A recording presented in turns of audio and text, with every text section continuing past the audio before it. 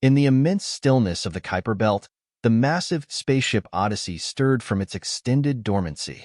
As systems awakened from their slumber, lights blinked on and screens illuminated with a flurry of incoming data.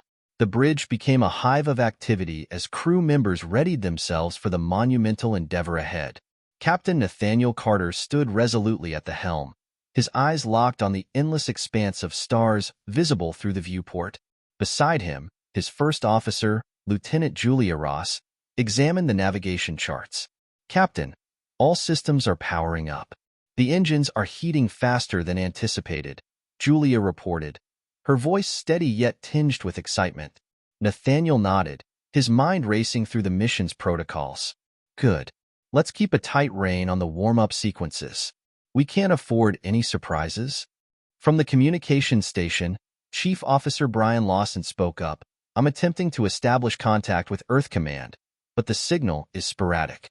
We might find ourselves isolated sooner than expected." "That was always part of the plan," Nathaniel replied, turning to face his crew. "We knew this mission would push us beyond conventional limits.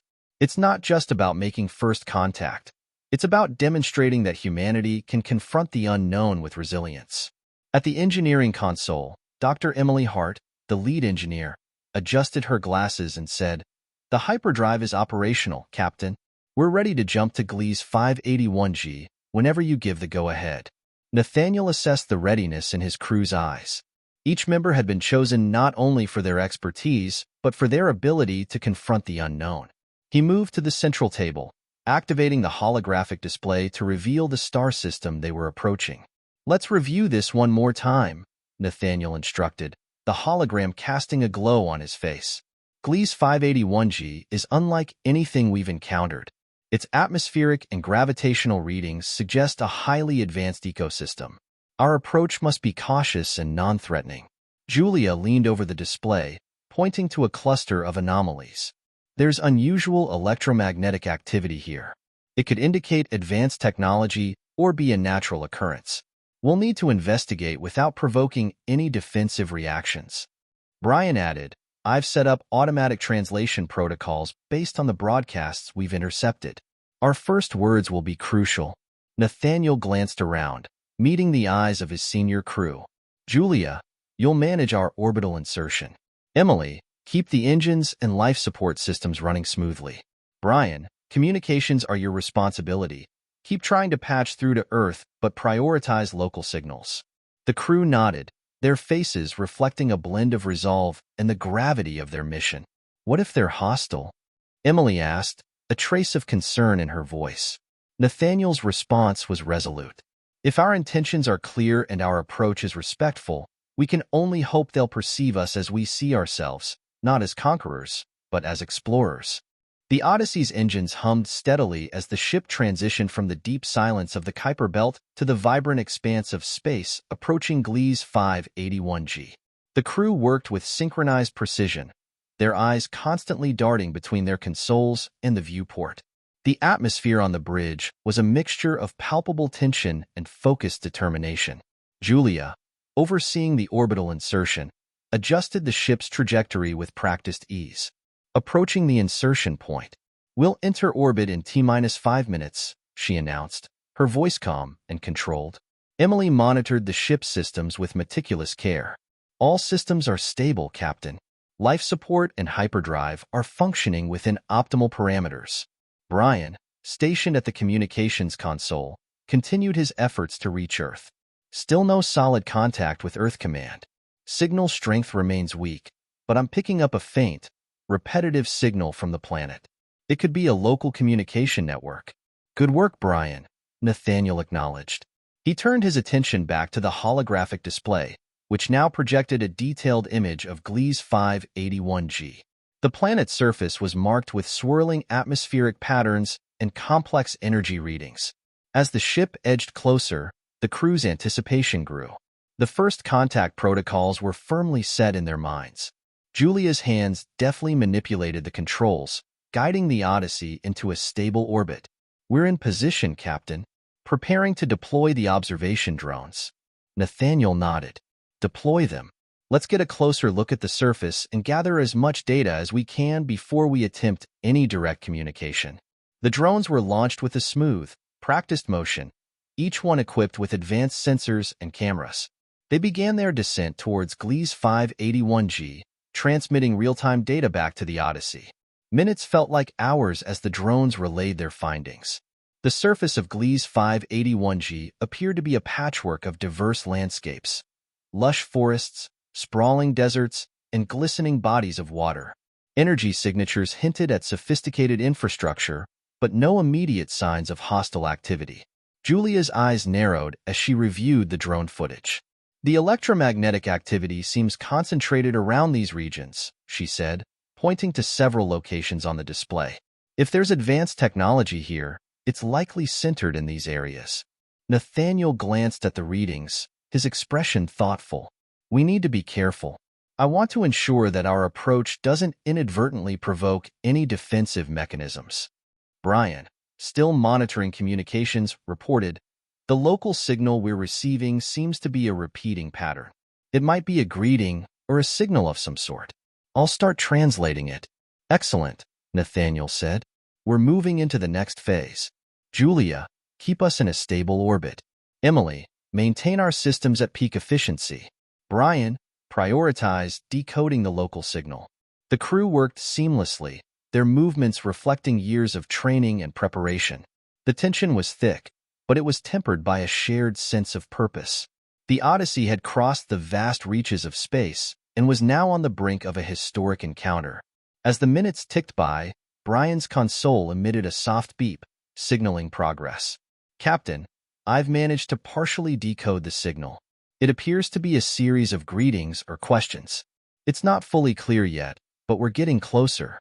Nathaniel's eyes shone with determination. "Excellent work, Brian. Prepare to initiate a response. Let them know we come in peace and wish to learn from them." The crew's focus intensified.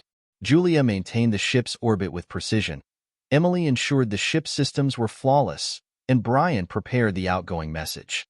The moment of first contact was drawing near, and the weight of the mission rested heavily on their shoulders. Nathaniel took a deep breath, his gaze steady as he prepared to deliver the message that would bridge the gap between two worlds. "Here's to a successful first contact," he said quietly, more to himself than anyone else. As the Odyssey awaited a reply from Gliese 581G, the crew held their breath, each member acutely aware that they were about to make history. The Odyssey's bridge was silent except for the steady hum of its systems and the occasional beeps from various consoles. Every crew member was acutely aware of the historic nature of their task. Brian's fingers danced over the communication controls as he finalized the outgoing message. "Captain, the message is ready to be sent. It's a simple introduction. We are the crew of the Odyssey, a vessel from Earth. We come in peace and wish to establish a dialogue. We seek mutual understanding and cooperation." Nathaniel nodded, his expression a mix of anticipation and resolve. "Send it, and let's see how they respond." With a deep breath, Brian transmitted the message into the void. The seconds felt like minutes as the crew waited for a response. The holographic display showed the signal being sent, and then they waited for the reception. Julia kept her eyes on the navigation controls, ready to make any necessary adjustments. Emily monitored the ship systems, ensuring everything remained stable. Brian, meanwhile, stared intently at his console, scanning for any incoming signals. Suddenly, the communication console beeped with an incoming signal. Brian's eyes widened. "Captain, we've got a response." The crew leaned in as Brian began to decode the new message. It's a series of visual patterns and sound waves. It appears to be a form of sophisticated code. Nathaniel's pulse quickened. "Translate it as best as you can. We need to understand their intentions and respond accordingly." Brian's fingers moved quickly over the controls, working to decode the complex patterns.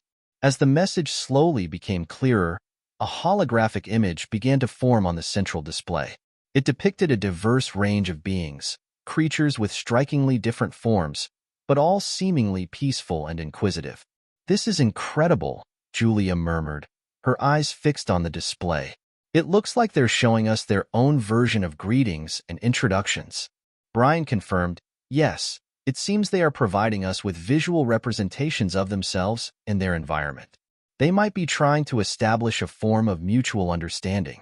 Nathaniel took in the display, his mind racing with the implications. Prepare a response.